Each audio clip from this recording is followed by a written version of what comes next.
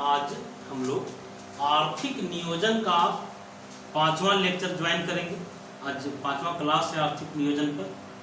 हम लोग अपने पिछले 4 क्लास में पहली पंचवर्षीय योजना से लेकर 5वीं पंचवर्षीय योजना तक बहुत विस्तृत चर्चा किए थे। हर टॉपिक पर बहुत बारीकी से चर्चा समाप्त किए थे।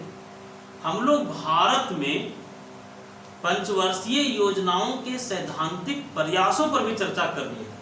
ठीक है, हम लोगों को ये बात जानकारी में है कि दूसरा योजना अवकाश कब हुआ था। तो दूसरा योजना अवकाश बोलिए 1978 से 80 की जो अवधि है, ये दूसरा योजना अवकाश की अवधि है।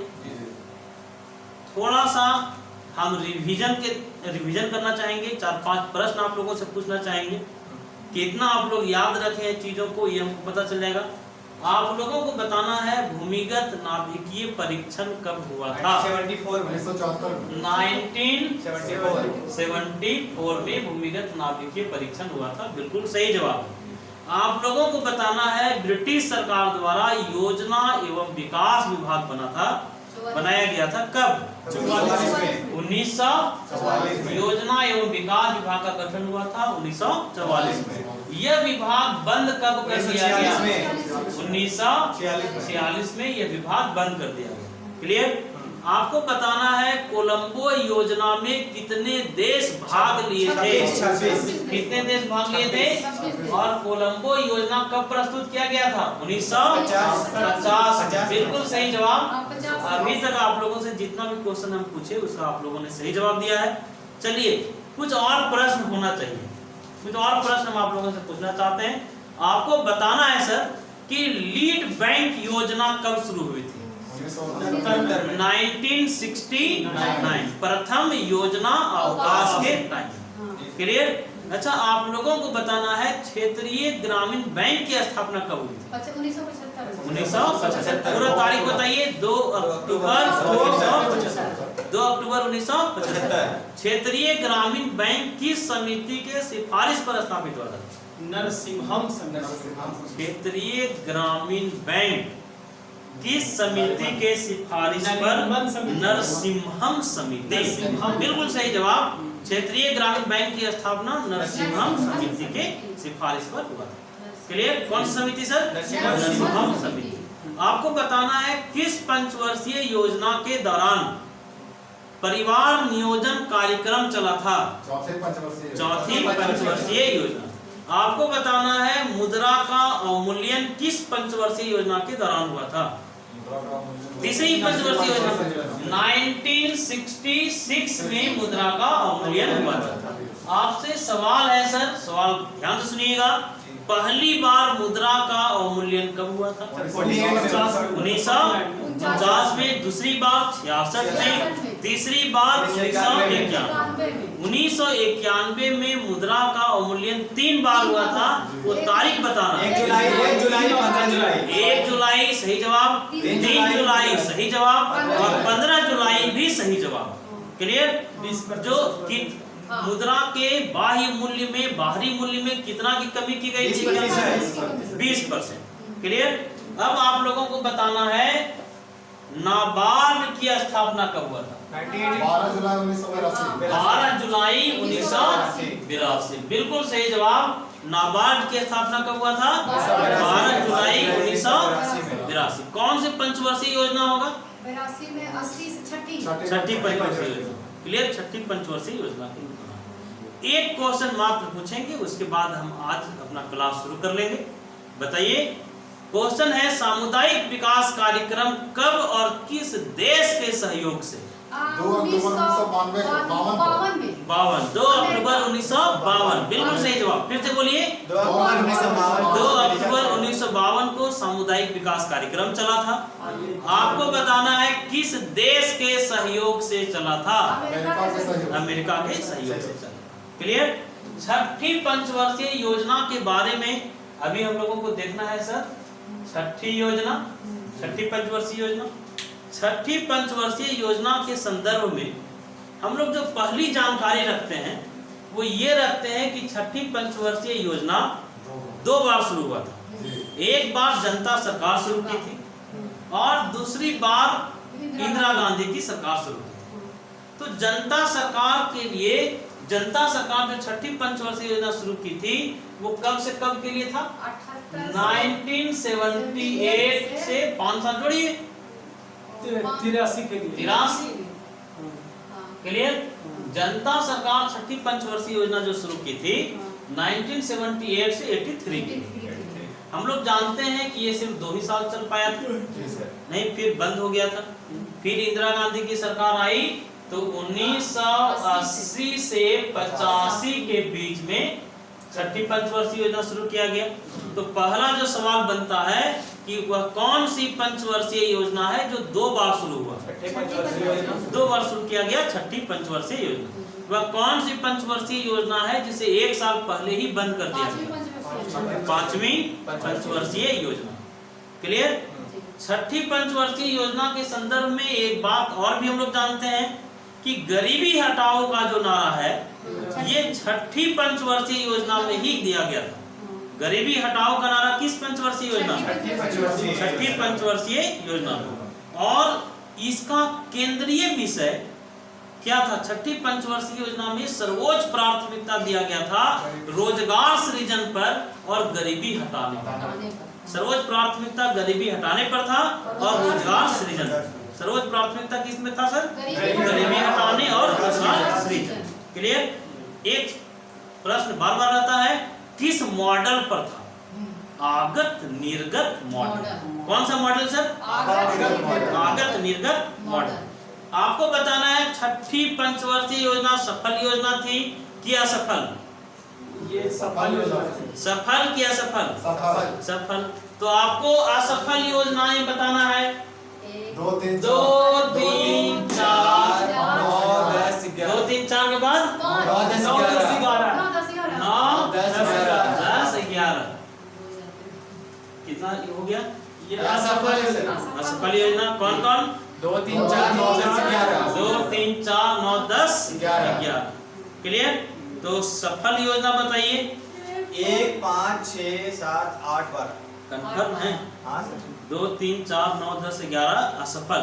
तो सफल बताइए। 1 1 5 5 6 6 7 7 8 8 12। 12। मनोज सर आप कल दावा किए हैं कि नहीं भूलेंगे? ठीक है। अभी भूल जाते हैं लेकिन। चलिए आपको बताना है छठी पंचवर्षीय योजना 2 बार शुरू हुआ था। एक बार जनता सरकार की थी और एक बार इंदिरा गांधी की सरकार की। छठी पंचवर्षीय योजना किस मॉडल पर था? आगत निर्गत। कंफर्म। जी सर। छठी पंचवर्षीय योजना किस मॉडल पर? आगत निर्गत। छठी पंचवर्षीय योजना का लक्ष्य बताना है। गरीबी गरीबी हटाओ। हटाओ। बेरोजगारी। ये तो सर्वोच्च प्राथमिकता था, है ना? अच्छा। ये तो सर्वोच्च प्राथमिकता में था। आप लोगों को बताना है लक्षित विकास दर क्या था। तो लक्षित विकास दर था 5.2%। लक्षित विकास दर सर 5.2% और प्राप्त हुआ था 5.4%। सफल योजना। क्लियर। प्राप्त कितना हुआ था? 5.4। लक्ष्य कितना था? 5.4। किस मॉडल पर था? नाबार्ड की स्थापना कब हुई थी? 1982। पूरा तारीख बताइए। 12 सामुदायिक विकास कार्यक्रम कब शुरू हुआ था? 1952 में। 2 अक्टूबर 1952। क्षेत्रीय ग्रामीण बैंक की स्थापना कब हुई? क्षेत्रीय ग्रामीण बैंक 2 अक्टूबर 1975। 2 अक्टूबर 1975। क्लियर। अब देखिए जो छठी पंचवर्षीय योजना से बार बार जब पूछे जाने वाले प्रश्न हैं, हम उन प्रश्नों पर आ रहे हैं। या जिसके लिए छठी पंचवर्षीय योजना प्रसिद्ध हुआ था, सबसे पहला गरीबी निवारण के लिए बहुत सारी योजनाएं चली। गरीबी निवारण के लिए छठी पंचवर्षीय योजना में बहुत सारी योजनाएं चली। तो आप लोगों को ये याद रख लेना है सर कि कौन कौन सी योजना था जो छठी पंचवर्षीय योजना के दौरान चला था। ठीक है। हाफड़ा नांगल हीराकुल जैसे बहुउद्देशीय नदी घाटी परियोजनाएं किस पंचवर्षीय योजना की देन है? कौन सी छठी? पंचवर्षीय। पहली पंचवर्षीय पंचवर्षीय। क्लियर। हाँ। अब आप लोगों से हम पूछ रहे हैं कि छठी पंचवर्षीय योजना का लक्ष्य कितना था? 5.5%। 5.2% था, लेकिन प्राप्त कितना परसेंट हुआ था? 5.4। 5. सफल था कि असफल? सफल। सर्वोच्च प्राथमिकता गरीबी निवारण और बेरोजगारी, रोजगार सृजन। ठीक है, इस पर बल दिया गया था। देखिए, छठी पंचवर्षीय योजना में कुछ कार्यक्रम शुरू हुए थे, जिसमें एकीकृत ग्रामीण विकास कार्यक्रम IRDP शुरू हुआ था छठी पंचवर्षीय योजना में। IRDP का फुल फॉर्म बताइए। Integrated rural development programme. बोलिए sir. Integrated rural development programme. Integrated rural development programme किस पंचवर्षीय योजना में? छठी पंचवर्षीय।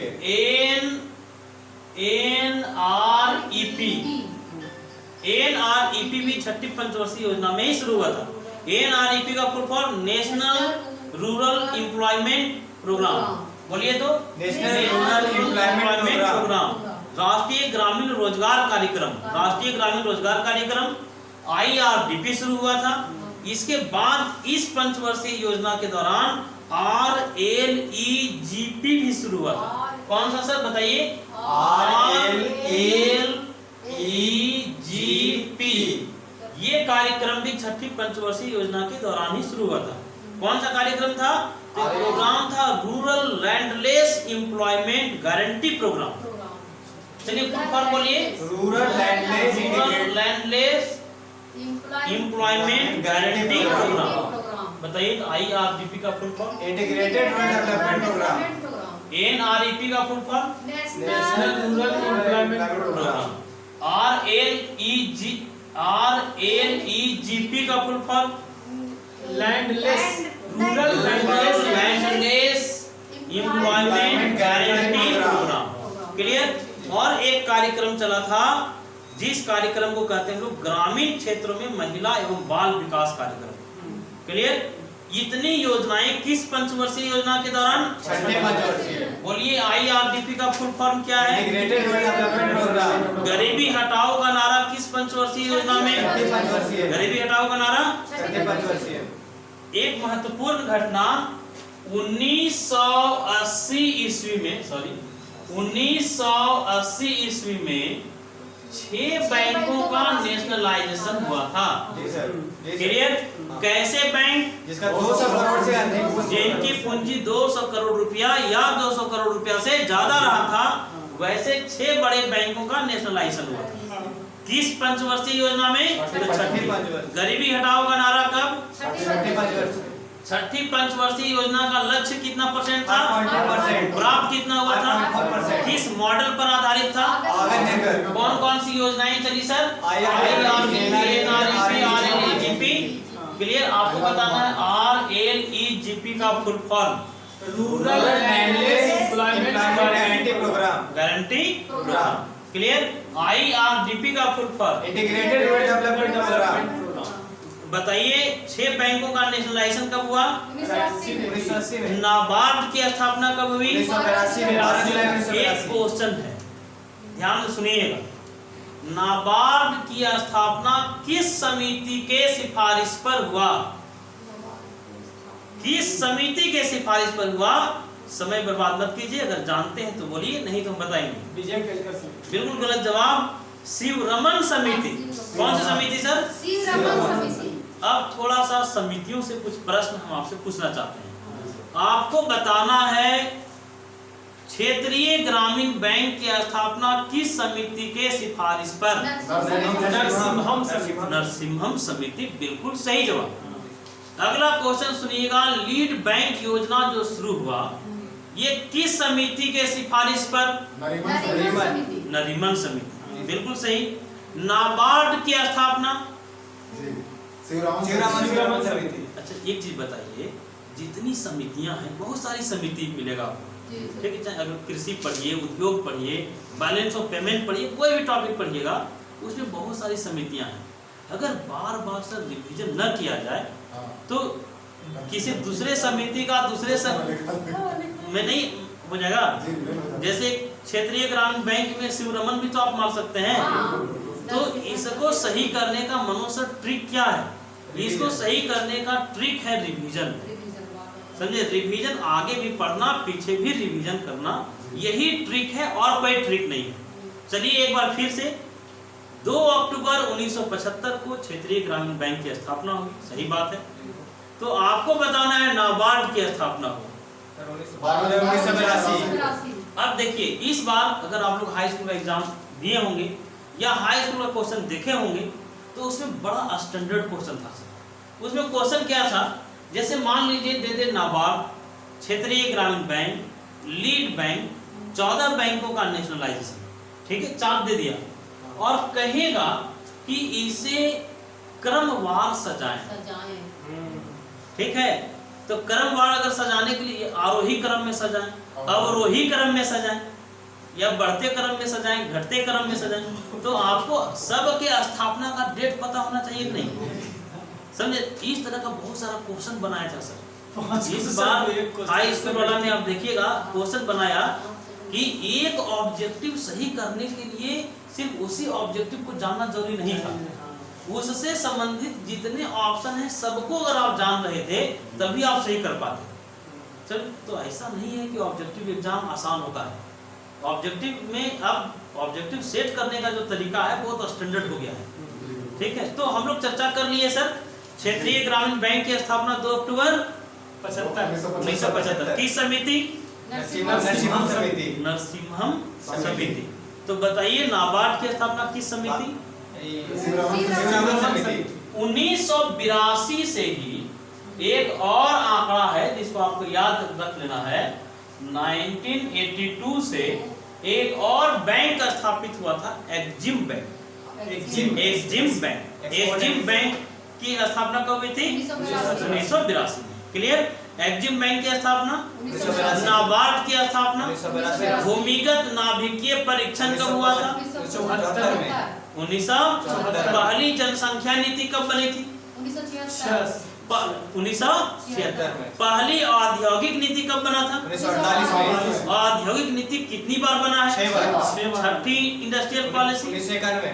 पांचवी 1990। तीसरी 1977। 1977, तीसरी 1977। क्लियर? बताइए शिक्षा को समवर्ती सूची में कब लाया गया था? 1976 में। 1976। क्लियर? अब देखिए, छठी पंचवर्षीय योजना से जो बहुत महत्व का एक प्रश्न बनता है, जिस पर अभी हम लोग एक बड़ा विस्तृत चर्चा करेंगे। क्वेश्चन है सर, गरीबी मापने के लिए योजना आयोग एक कार्यदल का गठन किया था। क्लियर? और वह कार्यदल जो है बताया कि ग्रामीण और शहरी क्षेत्र में गरीबी का मेजरमेंट करने के लिए जो 2100 और 2400 कैलोरी की जो बात हुई थी वह भी छठी पंचवर्षीय योजना के दौरान ही हुआ था। क्लियर? बताइए कि छठी पंचवर्षीय योजना के दौरान गरीबी को मापने के लिए एक योजना आयोग कार्यदल बनाया था। वो कार्यदल गठित किया था। वो क्या रिपोर्ट दिया कि गांव में रहने वाला व्यक्ति को अगर 2400 कैलोरी भोजन से नहीं मिलता, गांव में 2400 और शहर में 2100, तो वो गरीबी रेखा से नीचे है। ये कौन सी पंचवर्षीय योजना में? तो आपसे एक सवाल हम पूछना चाहते हैं, जब बात गरीबी की हो ही गई है तो आपसे एक प्रश्न हम पूछना चाहेंगे कि स्वतंत्रता के बाद, आजादी के बाद गरीबी का मेजरमेंट करने के लिए या गरीबी मापने के लिए जो वैज्ञानिक तरीके से पहला जो रिपोर्ट था वो कब आया था? क्वेश्चन फिर से सुना जाए, स्वतंत्रता के बाद गरीबी रेखा का निर्धारण पहली बार सिस्टमैटिक तरीके से कब किया गया? आजादी के बाद गरीबी रेखा का निर्धारण वैज्ञानिक तरीके से, सिस्टमैटिक तरीके से पहली बार कब हुआ? तो वह साल था 1971 का। वह साल कौन सा था सर? 1971। 1971 में गरीबी मापने के लिए, गरीबी रेखा के निर्धारण के लिए एक समिति बनी थी। उस समिति का नाम क्या है बताइए? नीलकंठ दांडेकर और वीएम रथ फार्मूला, ठीक है। दांडेकर और रथ फार्मूला जो था ये 1971 में आया था। कब? 1971। क्लियर? कब सर? 1971। गरीबी के निर्धारण के लिए आजादी के बाद पहला सिस्टमैटिक प्रयास 1971 में। कौन सा फार्मूला आया था गरीबी के मेजरमेंट का? दांडेकर और रथ फार्मूला। क्लियर? यहां से एक प्रश्न उठता है कि दांडेकर और रथ गरीबी का मेजरमेंट करने के लिए, जो गरीबी मापने के लिए दांडेकर और रथ ने जो फार्मूला दिया, आखिर वो फार्मूला क्या था? वह कौन सा फार्मूला था जिससे देश में गरीबों की संख्या मापी जाती? तो दांडेकर और रथ 1971 ईस्वी में बहुत रिसर्च के बाद इस परिणाम पर पहुंचे थे कि गांव और शहर दोनों जगह लोगों को भूख बराबर लगती है। फिर चाहे आप गांव में रहिए चाहे शहर में रहिए, भूख बराबर लगेगा नहीं। तो इन लोगों ने फार्मूला दिया कि गांव में रहे चाहे शहर में रहे, अगर 2250 कैलोरी उसको नहीं मिलता है भोजन से तो वो गरीब है। क्लियर? कब सर? 1971। ये फार्मूला कौन दिए थे? दांडेकर और रथ। क्लियर? दांडेकर और रथ फार्मूला था। आजादी के बाद गरीबी निर्धारण के लिए पहला सिस्टमैटिक प्रयास दांडेकर और रथ के द्वारा। क्लियर? कब? 1971 में। गरीबी का मेजरमेंट के लिए इन लोगों ने लोगों के बहुत सारी जरूरतों की ओर ध्यान नहीं दिया। कपड़ा भी जरूरत हो सकता है, घर भी जरूरत हो सकता है, इन जरूरतों की ओर इनका ध्यान नहीं गया। इनका ध्यान सिर्फ और सिर्फ भोजन पर गया। क्लियर? ये क्या बताए कि 2250 कैलोरी नहीं मिलता है, एवरेज 2250 नहीं मिलता है, तो लोग गरीब है, वो व्यक्ति या वो परिवार गरीब है। क्लियर? अब एक बात समझना है, ये 1971 में आया था। ये बेस ईयर आधार वर्ष प्रयोग जो किए थे वो आधार वर्ष था 1960-61। 1960-61 आधार वर्ष ये माने थे। ठीक है? कौन? क्लियर? 1971 में क्या फार्मूला था? कितना कैलोरी? 2250 कैलोरी। ठीक है। एक प्रश्न और, सबसे लंबे समय तक इस देश में गरीबी मापने के लिए कौन सा सूत्र का प्रयोग होता रहा? इस देश में गरीबी मापने के लिए सबसे लंबे समय तक किस फार्मूले का प्रयोग किया जाता रहा? ये फार्मूला बताना है आप लोगों को। Y के अलग फार्मूला। कौन सा फार्मूला? Y के अलग फार्मूला। ये 1979 में कौन? Y के अलग। क्योंकि ये फार्मूला दिए थे Y के अलग। योजना आयोग जो है ये Y के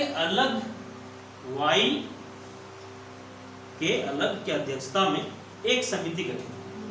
क्लियर? इस देश में गरीबी मापने के लिए सबसे लंबे समय तक Y के अलग के फार्मूले को माना गया और ये लगभग 2 दशक तक, कहिए 20 साल तक योजना आयोग गरीबी को मापने के लिए Y के अलग के फार्मूले को ही प्रयोग करते थे।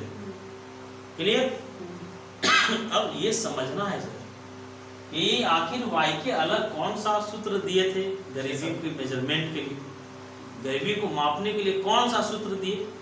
ये रथ और दांडेकर का जो फार्मूला था उसी फार्मूला को लेकर के ये भी चले।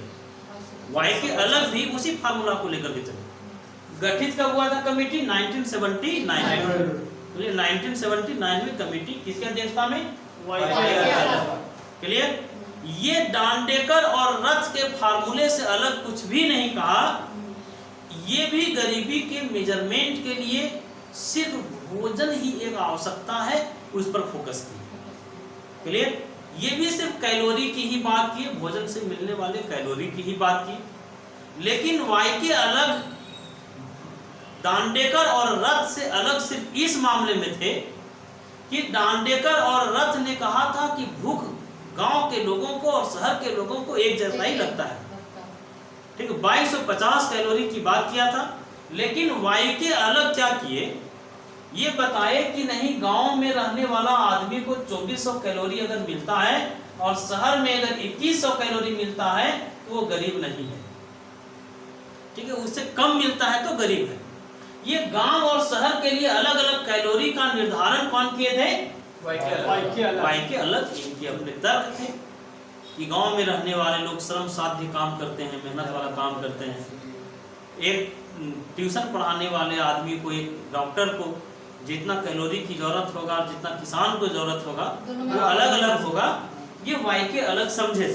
ठीक है, लेकिन ये भी सिर्फ भोजन और कैलोरी तक ही सीमित रहे।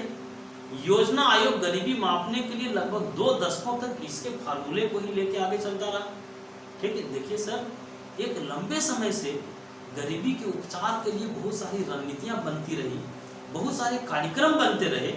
इसके बावजूद देश में गरीबों की हालत में बहुत ज्यादा सुधार नहीं है। आखिर रीजन क्या है? इसको ऐसे समझिए मनोज सर कि मान लीजिए हमको शुगर की बीमारी है और हम जांच घर में जाते हैं और वो लगातार हमको 15 साल 20 साल गलत रिपोर्ट देता रहे और उसे गलत रिपोर्ट के आधार पर हमारा इलाज होता रहे, तो बताइए हम 50 साल में भी ठीक होंगे? नहीं। इस देश में हुआ ऐसा ही। गरीबी मापने के लिए जितनी समितियां बनी और जो फार्मूला ये लोग गरीबी मापने का दिया, वो सही अर्थों में दोषपूर्ण रहा। अब बताइए, सिर्फ गरीबी को कैलोरी से ये मेजरमेंट कर रहे हैं, भोजन से मिलने वाले कैलोरी तक इनकी निगाह है, अन्य आवश्यकताओं पर इनका कोई फोकस नहीं है। ठीक है, तो लगभग 20 सालों तक इससे चलता रहा। एक सवाल और हम आपसे पूछना चाहेंगे, वाई के अलग समिति के बाद गरीबी का मेजरमेंट करने के लिए कौन सी समिति का गठन हुआ था? वो समिति थी लक्कड़वाला समिति। कौन सी समिति? लक्कड़वाला। लक्कड़वाला को आप बढ़िया से जानते हैं, वही लक्कड़वाला जो भारत में अनवरत योजना लागू किए थे, रोलिंग प्लान का कॉन्सेप्ट भारत में लाए थे, वही लक्कड़वाला ये योजना आयोग के उपाध्यक्ष थे। ठीक है, और गरीबी के मेजरमेंट के लिए लक्कड़वाला ने जो कॉन्सेप्ट दिया था, वो कॉन्सेप्ट था सीपीआई, उपभोक्ता मूल्य सूचकांक। ठीक है, सीपीआई की बात करने वाले कोई व्यक्ति अगर थे तो लक्कड़वाला था। क्लियर? गरीबी को कैसे मापा जाए तो उपभोक्ता मूल्य सूचकांक के आधार पर मापा जाएगा, ये लक्कड़वाला कहते हैं। जब हम लोग गरीबी चैप्टर पर आएंगे सर, बड़ा रोचक है, बहुत जानने लायक है कि इस देश के नीति निर्धारकों ने गरीबों के साथ कितना अन्याय किया, या गरीबी मापने के लिए जो जो भी समितियां आई, क्या वो गरीबी को माप पाई इस देश में, उस पर हम लोग बहुत डिटेल डिस्कशन करेंगे। लेकिन खैर, यहाँ से जो प्रश्न बन गया, आजादी के बाद सिस्टमैटिक तरीके से गरीबी मापने के लिए कौन सी समिति बनी थी? 1971 में दांडेकर और रथ के लिए दांडेकर और रथ समिति। गरीबी को मापने के लिए 2250 कैलोरी की बात कहा, चाहे गांव में रहे चाहे शहर में रहे। क्लियर? फिर हम लोग चर्चा किए, वाई की अलग समिति बनी, 1979 में बनी, 2100 कैलोरी और 2400 कैलोरी की बात किया इन लोगों ने। क्लियर? शहर के लिए 2100, गांव के लिए 2400। सिर्फ ये बेस ईयर चेंज कर दिया। ठीक है, ये इनकी उपलब्धि सिर्फ क्या थी? ये बेस ईयर चेंज किए। ये बेस ईयर 1973-74 को बनाया, 1973-74 को बेस ईयर माना, और रथ और दांडेकर बेस ईयर 60-61 को माने। क्लियर? सबसे लंबे समय तक गरीबी निवारण का योजना किस समिति के आधार पर बनता रहा? वाई के अलग समिति। 1979 में गठित हुआ था, योजना आयोग गठित किया था 1979 में। क्लियर? छठी पंचवर्षीय योजना से एक और सवाल बनता है सर। ठीक है, बोलिए यहाँ तक एकदम याद हो गया है कि नहीं? समझ में आ रहा है? कहीं भी उबाऊ या कहीं भी ऐसा लग रहा हो कि नहीं बातें ऊपर से जा रही है। नहीं सर, ऑब्जेक्टिव छूटने वाला कहीं कोई बात नहीं। हर साल को देख रहे हैं, साल दर साल को हम लोग देख रहे हैं। ठीक है, अब देखिए छठी पंचवर्षीय योजना का जो साल था उसमें मानक व्यक्ति वर्ष रोजगार का मेजरमेंट करने के लिए मानक व्यक्ति वर्ष का भी कॉन्सेप्ट आया था। देखिए ये मानक व्यक्ति वर्ष क्या है? जैसे 365 दिन इक्वल टू एक साल हम लोग जानते हैं सर। लीप ईयर में 66 हो जाता है, 366 हो जाता है। लेकिन 273 दिन को मानक व्यक्ति वर्ष माना गया। साल में 273 दिन को ही क्या माना गया सर? मानक व्यक्ति वर्ष। क्लियर? उसमें जैसे एक आदमी 8 घंटा अगर प्रतिदिन काम करे और 273 दिन वो काम करता है तो उसको मानक व्यक्ति वर्ष, रोजगार की दृष्टि से मानक व्यक्ति वर्ष की बात हुई थी छठी पंचवर्षीय योजना में। क्लियर? ऑब्जेक्टिव जो बन सकता था हम एक बार दोहराना चाहते हैं। ठीक है, हमको कहिए कि हम विख्यात हैं या कुख्यात हैं इसी रिवीजन की वजह से। ठीक है, यही हम आपसे कुछ प्रश्न पूछेंगे जो छठी पंचवर्षीय योजना से होगा। आपको बताना है कि 6 बैंकों का नेशनलाइजेशन हुआ था। 80 में कैसे बैंकों का? जिसका संपत्ति 200 करोड़ या 200 करोड़ से अधिक। नाबार्ड की स्थापना किस समिति के सिफारिश पर? नरसिम्हम समिति। शिवरमन समिति। क्लियर? तो नरसिम्हम समिति के सिफारिश पर किस बैंक? क्षेत्रीय ग्रामीण बैंक। 1987 ईस्वी 1987 ईस्वी में केलकर समिति क्या सुझाव दिया था क्षेत्रीय ग्रामीण बैंकों के संदर्भ में कि कोई नया क्षेत्रीय ग्रामीण बैंक की स्थापना नहीं होगी। क्लियर? अब एक बात, मानक व्यक्ति वर्ष कितने दिनों को कहा गया? 273। मानक व्यक्ति वर्ष का कॉन्सेप्ट किस पंचवर्षीय योजना में? छठी पंचवर्षीय। किस पंचवर्षीय योजना में? एक्जिम बैंक की स्थापना 1982 में। एक्जिम बैंक की स्थापना 1982 में। 24 और 2100 कैलोरी की हम लोग बात किए किस पंचवर्षीय योजना में? एक बात बताइए, सबसे पहले गरीबी को मापने के लिए आजादी के बाद पहला सिस्टमैटिक फार्मूला कौन सा फार्मूला था? कब आया था सर? 1971 में। सीपीआई की बात कौन किया था गरीबी के मापने के लिए? लक्कड़ वाला। क्लियर? लक्कड़ वाला फार्मूला सीपीआई की बात किया था। सबसे लंबे समय तक गरीबी को मापने के लिए किस फार्मूले का प्रयोग हुआ? वाई के अलग समिति। क्लियर? अब क्या 7वीं पंचवर्षीय योजना पर आया जाए? छठी पंचवर्षीय योजना का लक्ष्य बताना है 5.2 और प्राप्ति दर 5.4। क्लियर?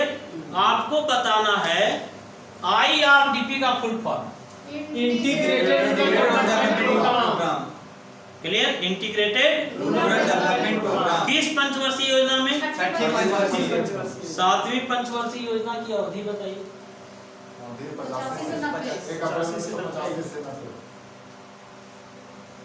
1985 से 90। देखिए सर, इस देश के साथ बहुत सारा राजनीतिक मजाक हुआ है। इस देश के साथ राजनीतिक मजाक क्या हुआ बताइए? राजनीतिक मजाक ये हुआ कि जैसे मान लीजिए हमको टीचर बनने का मन नहीं था, हमको जबरदस्ती टीचर बना दिया जाता, तो हमारे बच्चों के साथ मजाक हो जाता कि नहीं? नहीं, जो स्टूडेंट को पढ़ाते उसके साथ मजाक हो जाता। कोई डॉक्टर नहीं बनना चाहे और जबरदस्ती डॉक्टर बना दे उसको तब भी वो अपने पेशेंट के साथ मजाक कर लेगा, नहीं, पेशेंट का भला नहीं कर पाएगा।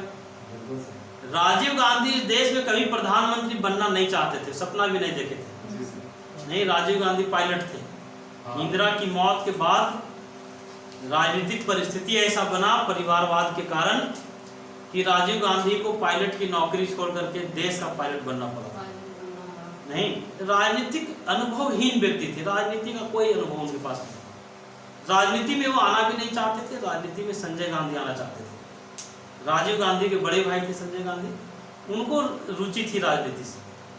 ठीक है, तो 1985 से 90 जैसी हम लोग बात करते हैं तो राजीव गांधी याद आ जाते हैं। क्योंकि ये पीरियड था राजीव गांधी का।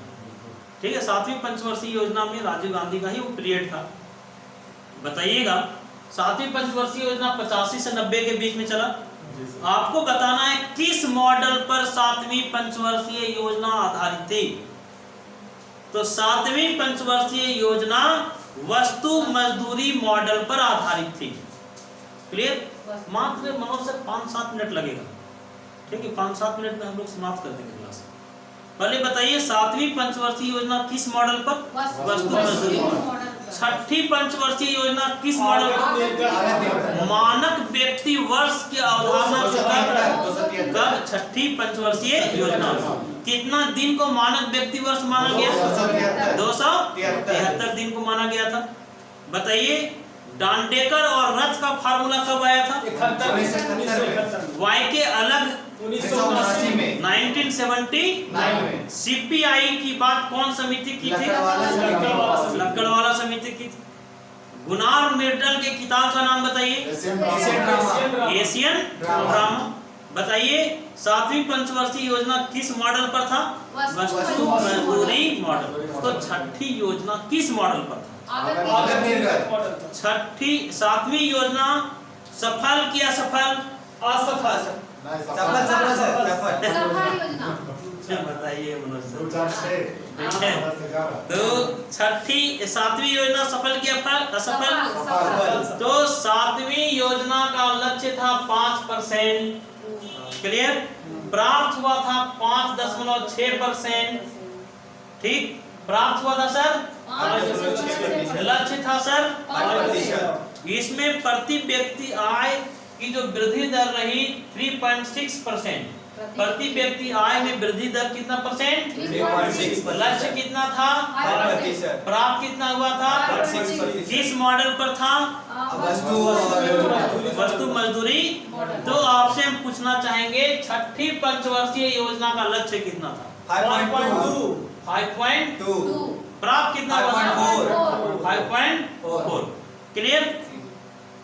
लंबे समय तक याद नहीं रहेगा सर। अगर बार बार रिवीजन न किया जाए तो याद रहने वाला नहीं है। इंडियन इकोनॉमिक्स पढ़ने के लिए आपको एकदम अप टू डेट रहना होगा और बहुत धैर्य की जरूरत होगी, बहुत पेशेंस की जरूरत होगा सर, क्योंकि बहुत सारे आंकड़े हैं, बकाना नहीं है। बहुत इत्मीनान से एक एक चीजों को पढ़ते चलिए। ठीक है, एकदम बात दिमाग में सेट रहेगा। भूलने लगिए तो एक बार रिवीजन जरूर कर लीजिए। चलिए बताइए आप कि 7वीं पंचवर्षीय योजना में प्रति व्यक्ति आय में वृद्धि का दर क्या था? 3.6%।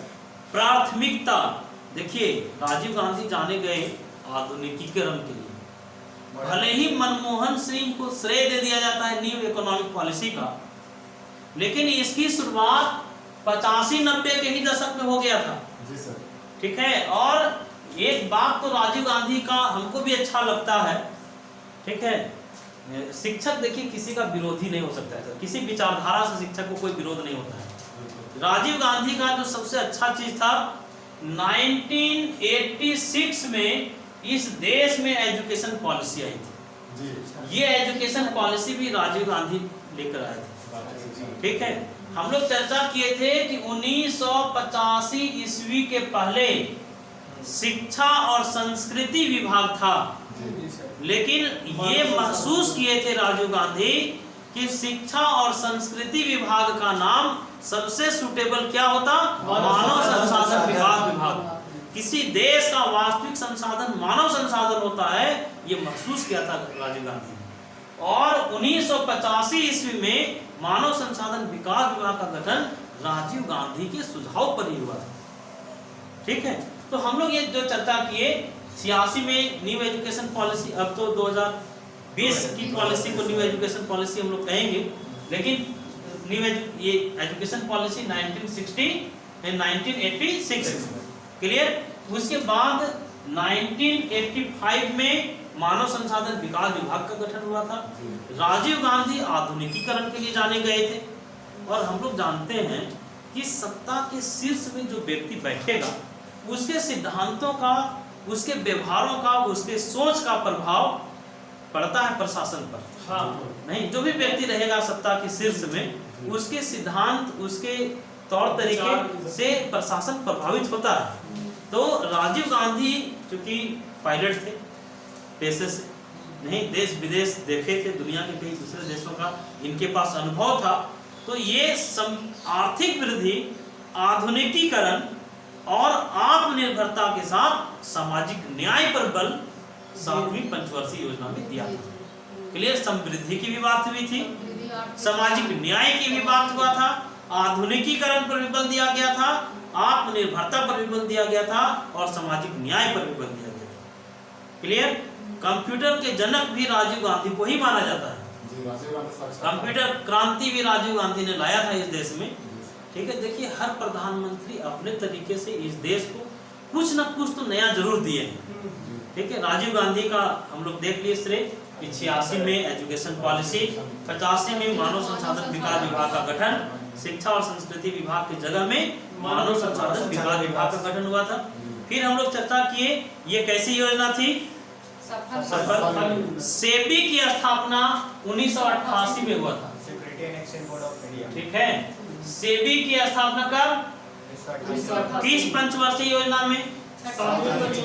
डाकघर में सर 1986 में स्पीड पोस्ट सेवा शुरू हुआ था। स्पीड पोस्ट सेवा कब शुरू हुआ था? 1986 में। सेबी की स्थापना 1988। क्लियर? कुछ योजनाएं चली। कौन कौन सी योजना चला 7वीं योजना के दौरान? इंदिरा आवास योजना बहुत फेमस हुआ। आज भी देखिए इंदिरा आवास योजना को लोग भूले नहीं है, नहीं नाम बदलने के बाद भी लोग आज भी कहता है इंदिरा आवास योजना, नहीं लोगों के मुंह तक बैठ गया था। तो ये इंदिरा आवास योजना शुरू हुआ था 7वीं पंचवर्षीय योजना के दौरान।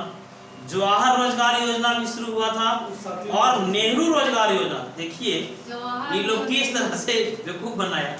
नेहरू रोजगार योजना, जवाहर रोजगार योजना, नहीं और कोई नाम इन लोगों को नहीं मिल रहा था। नेहरू रोजगार योजना, जवाहर रोजगार योजना, इंदिरा आवास योजना, ये सारी योजनाएं कब चली थी? 7वीं पंचवर्षीय योजना में। और कपार्ट की स्थापना 86 में हुई थी। कपार्ट, आप लोगों को कपार्ट के बारे में थोड़ी जानकारी इकट्ठा करना है। ठीक है, आज हम लोग अपने क्लास को समाप्त करते हैं। ठीक है।